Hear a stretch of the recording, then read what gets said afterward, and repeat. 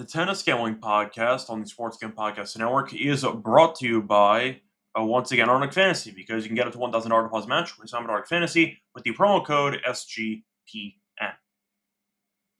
And welcome, everybody, to the Tennis Gambling Podcast here on the Sports Gambling Podcast Network. It is currently Thursday night, July 3rd, around 10 p.m. Eastern Time. I'm your host, Scott Reichel, once again going solo for this pod. Time to get into the breakdown of the third round of Wimbledon, taking place, of course, on Friday and Saturday. Pouring into the actual plays and the breakdowns of matches for the third round. Brief recap of what happened in the last episode for the lock and dog picks. Overall, a decent episode for us. Did hit the lock. We had Bonzi and Thompson over 39.5 games, minus 118. Never in doubt. Match went to 5 sets. Went over well before that for games. It's a nice, easy winner there for the lock.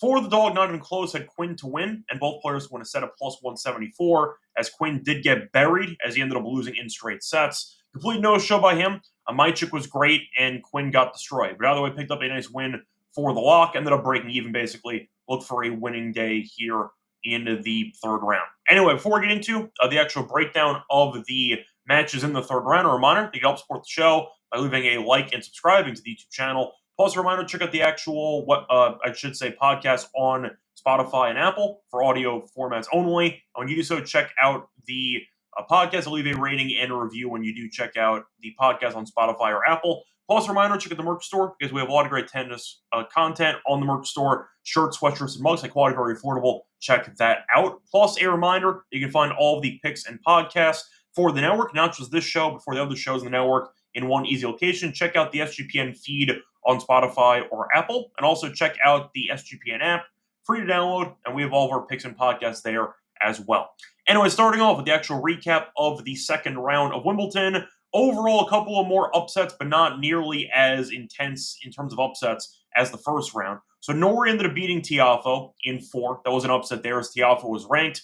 Brooksby ended up losing to Fonseca in 4. Saw Kashanov on upset alert, down 2-1 to Mochizuki. Then he came back and he won in 5. Manarino ended up beating Royer in 4. Tien got destroyed as Jari beat him in straight sets. Rublev survived as he won in 4 against Harris. So Borges beat Harris as well in the straight sets. Nagashima ended up beating Bu in the continuation of the previous day as he won in 4. Alcaraz won in straight sets. Saw Thompson, who was rumored to be potentially on the verge of quitting the entire tournament. Instead, he ended up winning, and he ended up surviving what was a 4-hour marathon, basically, as he came back from 2-1 down, beating Bonzi in 5. Saw Bellucci upset Leheshka, a bit of a shock there in straight sets. Majchik beat Quinn in straight sets, and you saw Fritz get pushed to the brink again, but he was able to survive as he was able to beat Diallo in 5 sets. As for the matches on Thursday, we were right about Kaza winning a set against de Minaur. That's what happened, as de Minaur did lose the first set, won the next 3 convincingly.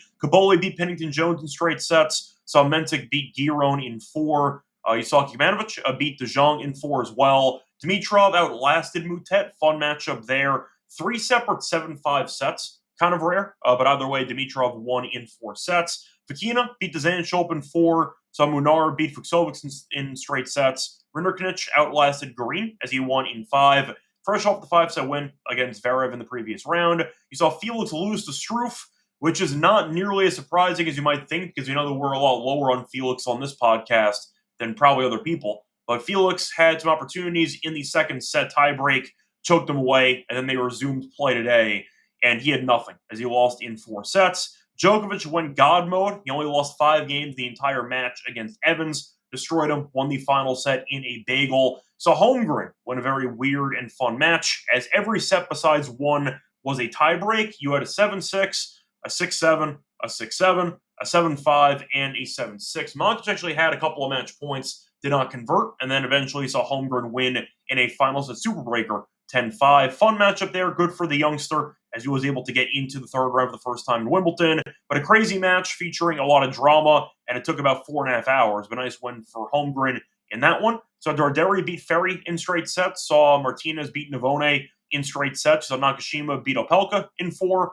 Paul ended up losing. Another American right down the drain. Him and Tiafoe, other ranked Americans who lost in the second round. Paul rolled his ankle again, but Offner was able to settle in after dropping the first set. Won the next 3 sets as he advanced in upset fashion in 4. Saw Cilic pull off the shocking upset of the round as he was able to beat Draper in 4 sets. Cilic did great, served very well, and after kind of punting away the third set, bounced back and he won the fourth set 6-4. Sonego won a marathon against Basilashvili. The breaker in the last set was very competitive. In fact, Sonego served for the match, choked it, and then eventually did win the breaker anyway. And Vukic got an A for effort, I guess, as Sinner destroyed him very convincingly in straight sets, 6-1, 6-1, 6-3.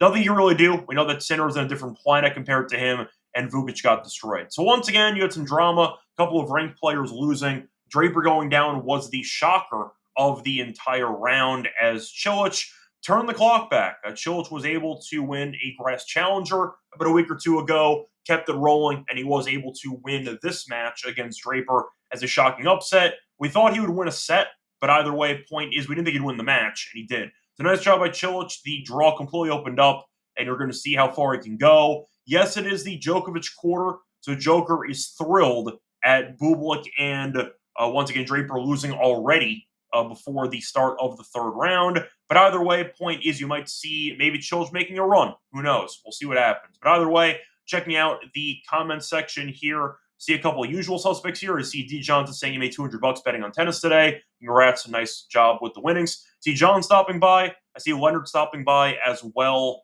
And looking at everybody else, I see Uneducated back once again. So thank you to all the usual people as well as the new people for checking out the pod. I think the last episode had 800 viewers, which might be I'd say a high for this channel. So thank you, and hopefully we keep building on that number.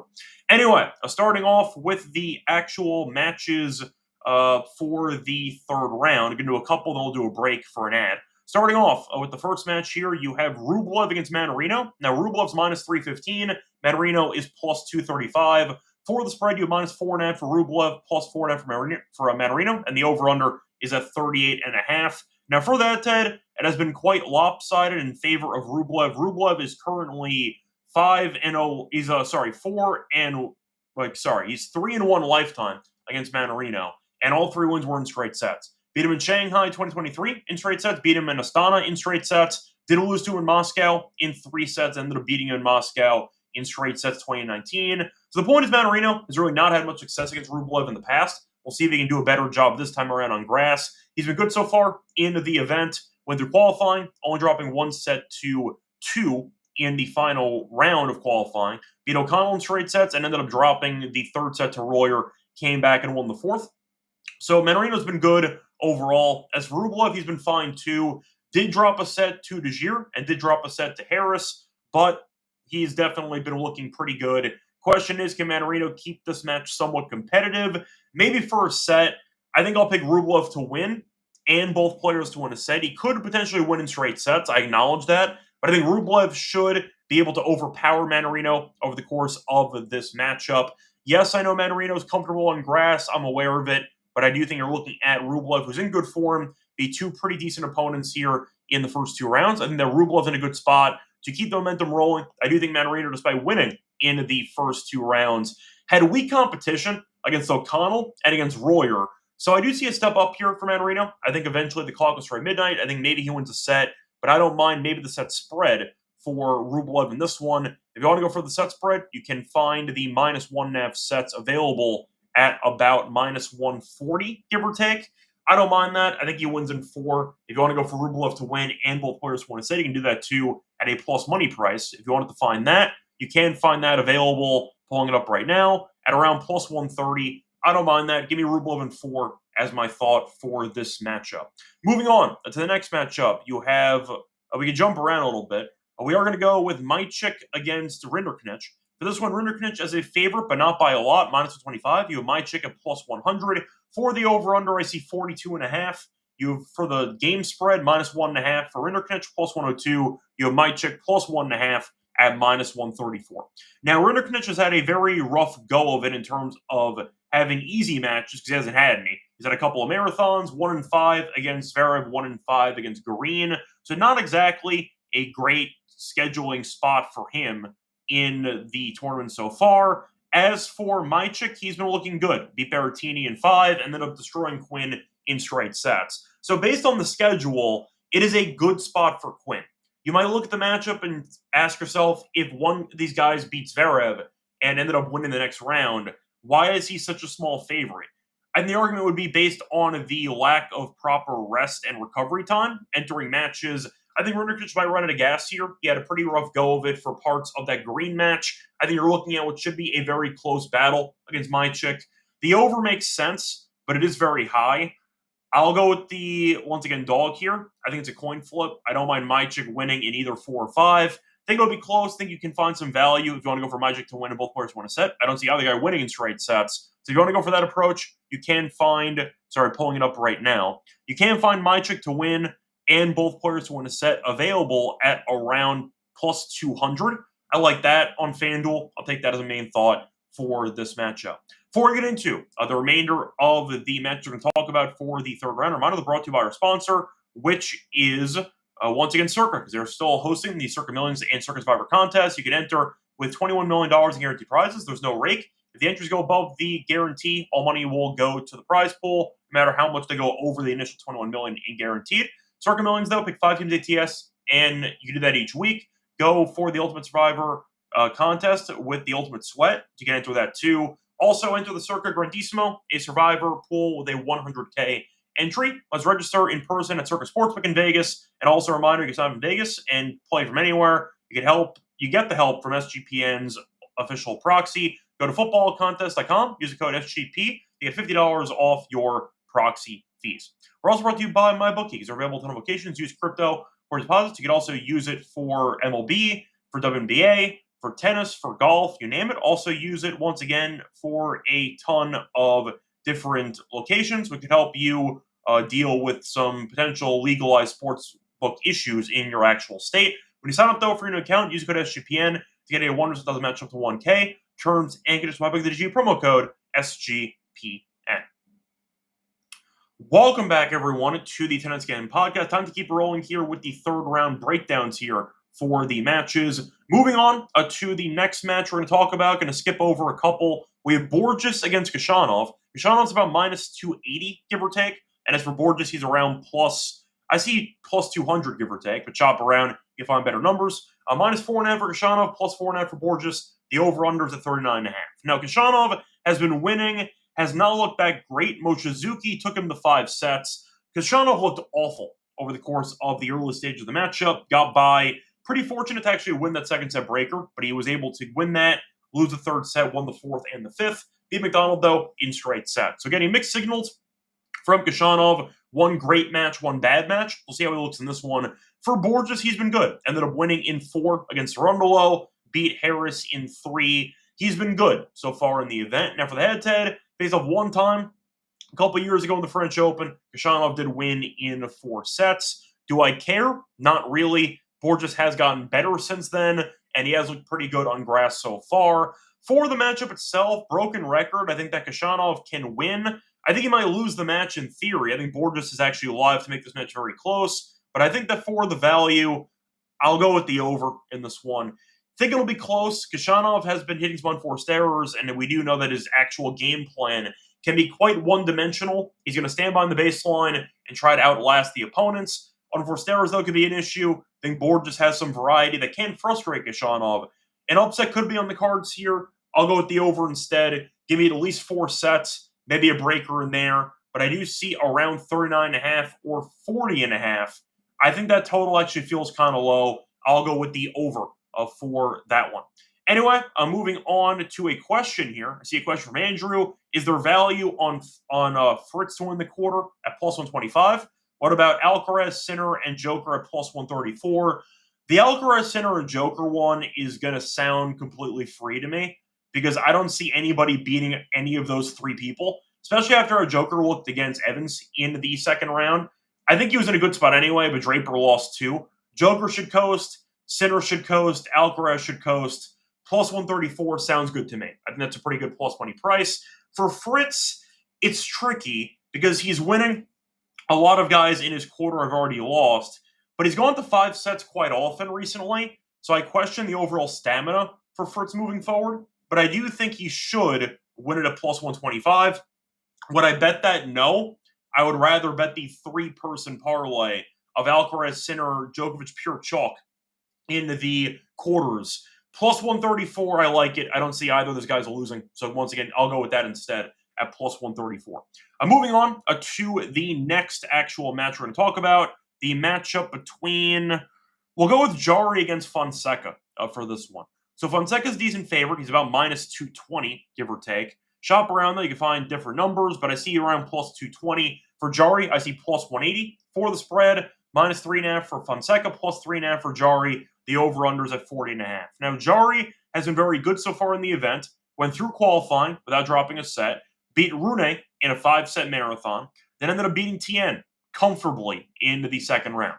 For Fonseca, he's been good as well, ended up having a pretty rough go of it on grass entering Wimbledon, but he turned it around, beat Fernley in straight sets, and beat Brooksby in 4. So a good showing there, but we know Jari does possess different challenges compared to those two guys, because Brooksby, not a great server, Fernley an okay server, but a massive step up because Jari's been serving bombs all tournament. Now, for the actual matchup itself, I think there's some value on the over personally. I think you're going to see a breaker minimum. I think you're going to end up seeing 4 sets. Jari could win this, though. It would not shock me if Fonseca fell a bit short. We saw, for example, in the Australian Open, he beat Rublev, everyone jumped on board, and he lost to Sonego.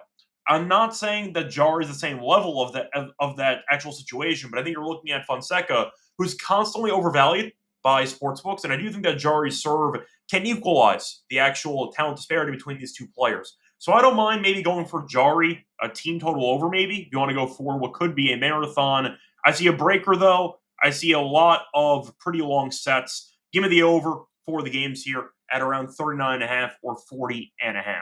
Moving on to the next match we're going to talk about. Going to jump to the next day, actually. Actually, you know what? We'll do one more. Talking about Struff against Alcaraz. So Alcaraz, of course, massive favorite. Alcaraz about minus 4,000. For Struff, you have about 11-1, 15-1, etc. Shop around, find yourself the best price.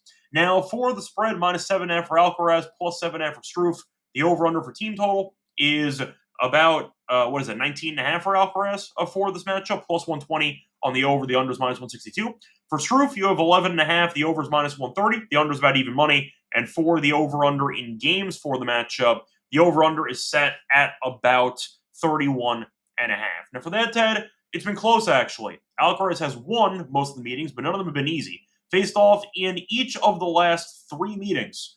They have all not ended in straight sets. In fact, they ended up facing off 4 times in their careers, and Struff has won at least 1 set in all 4 meetings. He won the first ever meeting in the French Open in 2021. Since then, faced off in Wimbledon 2022, before Alcaraz had his massive run, he still had a Grand Slam or 2 under his belt, but the point is he was not exactly great on grass. 1 in 5 against Struff there. Faced off on clay a couple times in Madrid in 2023. Alcaraz 1 in 3. Faced off in Madrid in the event last year, and Alcaraz once again 1 in 3. So Struff, despite not being in great form recently, has A, looked pretty good here in the event. B, has just given Alcaraz problems, winning at least 1 set in all 4 head-to-head meetings. For this one, I like the over, actually. I see some value on what could be a bit of a longer match. If you want to argue for maybe 4 sets, I don't hate it. But I think there's a path for Alcaraz to once again find a way to go over the team total despite not actually going to a 4th set. I do like the over in games, though. I think 31.5 does actually feel kind of low. If you get a breaker in there, you can definitely work out to a good situation to help cash the over. I don't mind the Struff team total over, though. At 11.5, you get the breaker in there, couple of 6-3s, you still win. Gets you to 12. So I do think you're looking at a spot where Struff can lose in straight sets, have 1 very close set, and I think you're good to go. The breaker into the match is actually a plus 108. I like that too. I think Struff can serve well enough to use the volley tactics as well to somewhat restrict the effectiveness of the Alcaraz return. We saw it a couple years ago in Wimbledon, and Struff did end up losing in 5, but you ended up getting a breaker in that match as well, and a 7-5 set as well. So I think you're looking at what should be a close matchup. Don't mind the over for this match. I think Alcaraz will win. Minus 3,000 was massive for a guy that took him 5 sets in the Savannah a couple years ago. I think Alcaraz wins in probably a close 3 or 4 sets. But I can see a breaker in here. Don't mind the plus 108 tiebreak bet for some plus money value, but I don't mind the team total overs or the full match over for this one. Moving on to the next matchup here. Going to jump to the next day on Friday. So that was actually Friday, moving on to Saturday. So for this one, going to start off with Nakashima taking on Sonego. Pretty fun matchup, actually, on paper. An underrated matchup on paper. Now, for the actual pricing for both players here, you have Nakashima, who is going to be the favorite, not by a ton, but still the favorite. He is currently, trying to find the exact price here. What can I find? Sorry, just trying to dig it up right now. Nakashima is about minus 200, give or take. You have Sonego plus 162. For the actual spread here for games, I see the spread being minus 3.5 for Nakashima, plus 3.5 for Sonego. The over-under is once again at about 40.5 games. Now for that, Ted, you are looking at what has been one career meeting based off in Hong Kong last year. Sonego did win in a straight sets. Now, I will admit both guys have looked good so far in the event. Nakashima was able to beat Opelka in 4. Opelka is honestly just not going to beat Nakashima. It's a bad matchup for him. Nakashima has size, not as much as Opelka, but he can get enough returns in play, and he serves very well. Opelka just won't beat him. I think Opelka's good enough, and we saw Nakashima win in 4, pretty convincingly, though, in the majority of those sets. Also beat Bu in 4 sets. For Sonego, though, he's been in great form, beating Faria in straight sets and beating Basilashvili in 4. Now, for the actual matchup itself, I don't see an easy path for Nakashima. I think his path's been pretty easy in general, beating Bu and Opelka, who have both not been great on grass. Even Opelka, with a good serve, has really never been a great grass player. I think you're looking at, once again, a pretty easy schedule. Sonego, you can argue at a decent schedule as well. Faria, though, can serve pretty well. Basilashvili can be dangerous on grass. We saw him go through qualifying. I think that was a good win, high-quality match. A ton of long rallies in the back end of that matchup, so I do think that Sonego played very well. And based on the eye test from what I saw in both matches, I thought Sonego looked better than Nakashima. Yes, Nakashima looked good, but when you're against the guy who can't return, you're going to look better by default. So give me Sonego in this one. Think there's a pretty live dog in this one. I'll go with the over. I'll go with Sonego in 5, actually. But I do think it's going to be a close matchup. I think minus 200, though, is very, very steep. Give me the dog. Give me Sonego at around plus 162 for my main thought on that one. Moving on to the next matchup taking place on Saturday. Moving on to Kaboli against Mensik. Now, for this one, you have Mensik being the favorite, but not by a lot. He is about, pulling it up right now, he's about minus 170. You have Kaboli at plus 140. For the over-under in this one, I see the line being set at 38.5. And for the actual game spread, I see minus 2.5 for Mensik, plus 2.5 for Kaboli. For the head-to-head, they have faced off one time in Finland in 2023, and you saw Mensik win in straight sets. That was a hardcourt event, by the way, as he won 7-5, 7-6. So I think for the sake of this matchup, look at the path for both players. Kaboli's looked pretty solid, ended up winning in straight sets in the second round, beating the likes of Jones in straight sets. Also beat a relative unknown in the first set as well. So pretty favorable draw for Kaboli, but has still not dropped the set yet. For Mensik, dropped a set to Gaston, dropped a set to Giron. I like the over in this matchup. Broken record again, but I do think both guys can serve well. I can see a breaker here. I think that you're looking at Kaboli, though, who can be tricky enough to maybe steal the match. I think that Mensik has still not looked amazing on grass. He's gotten by. The win against Giron was fine. He did leave the door open a time or two, survived in 4. See a similar story here. I think Kaboli could, in theory, win the match, but I like the over. I think you're going to see a close matchup. Said before, the only meeting on hard court was a straight set win for Mensik, but there were 25 games in those 2 sets. Bodes well for the over. Give me the over for this matchup. Moving on to the... I'm going to skip over the center match because why bother? Martinez is going to get destroyed. I'll skip over the Dimitrov match. Dimitrov should beat Offner, but I don't really know if he's going to be fully there physically. He should be because he got by Mutet. I'll pass, though. It's minus 315. Don't have many other lines on the matchup, so I'll pass on that one, too. Moving on, though, to the next matchup, going to look at Cilic against Munar. So for this one, Cilic is favored, actually, at minus 175. Munar is a slight dog, not by a ton, but you could argue that it's warranted because Cilic just beat the top 4 player in the world in Draper. Munar, though, is plus 135. For the spread, minus 3.5 for Cilic, plus 3.5 for Munar. The over-unders at 40.5. Now, for the actual matchups in the head-to-head, they have faced off a couple of times. Cilic is 2-0, never dropped a set. Both meetings, though, were in 2022. Beat him in Cincinnati in the straight sets and beat him in Adelaide in straight sets as well. For the actual score lines for those matches, if you actually care, 6-3, 6-3 in the most recent one. That was still back in 2022. That one was in Cincinnati. In the matchup in Adelaide, Cilic should win 7-6, 6-2. So there was a breaker in there, but 3 of the 4 sets are pretty lopsided in favor of Cilic. I know that Munar has been playing some great tennis recently. Almost beat Alcaraz, was able to make it past Bublik in the first round, and ended up winning in straight sets against Morozin in the second round. As for Cilic, though, he's been great. Won a grass challenger in Nottingham, ended up parlaying that into a win in straight sets against Calignon, ended up beating Draper in 4 sets, despite having some crowd support go against them, as they were, of course, rooting for Draper. For this one, I am going to go with Cilic. I think even though Munar's bumped up his actual level recently, Cilic's serve is so tough to deal with, and I do think if you're able to neutralize Draper's return game, Munar's going to have problems breaking serve here. Munar's also not a great server. I think Cilic can perform well here. He might drop a set, so if you want to go for Cilic, maybe punting a set if he goes up 2-0, or maybe ends up winning in what could be a marathon. I did not mind the Cilic to win and both players to win a set, which you can find once again available at about plus 154. I like the price. I think Cilic's ground strokes on grass do very well because of the pace and the damage that they actually possess. But Cilic has made a deep run here in the past, made a final before. I think he's the better grass player, comparatively speaking. Give me the option of Cilic winning, but not winning in straight sets. Give me Cilic to win, and give me the over 3 net sets combined at around plus 1, pulling up the price again, plus 154. See a question, though, from Sashi, if after moneyline is worth a payout or worth a bet because of retirement payout.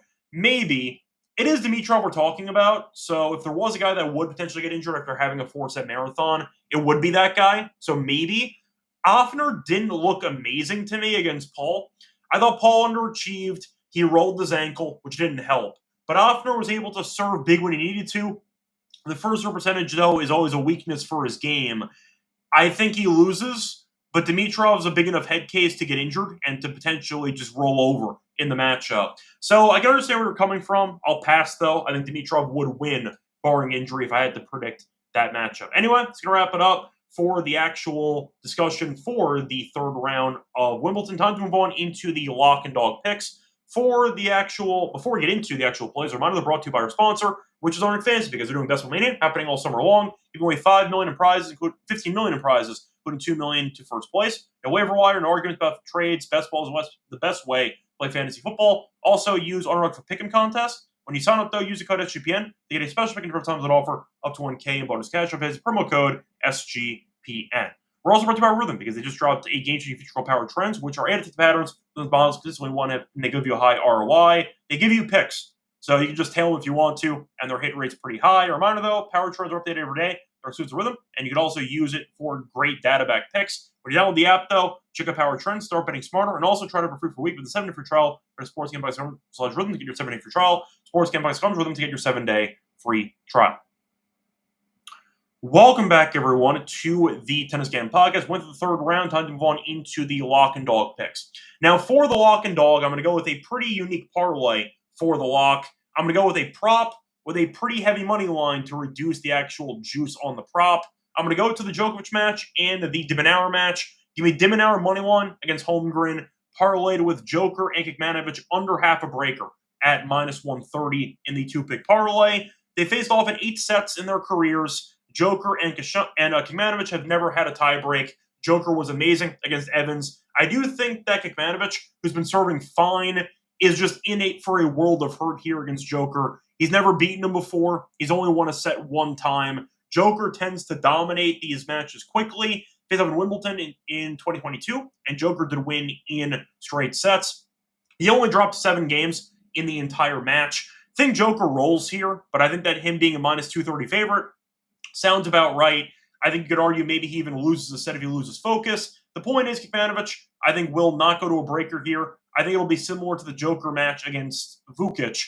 Maybe not to the same degree on the scoreline, but the idea is similar, where you're looking at what I think will be pretty straightforward sets in favor of Djokovic, and I do think Kekmanovic will not I'd say he's not going to defend his serve well enough to avoid getting broken in each set.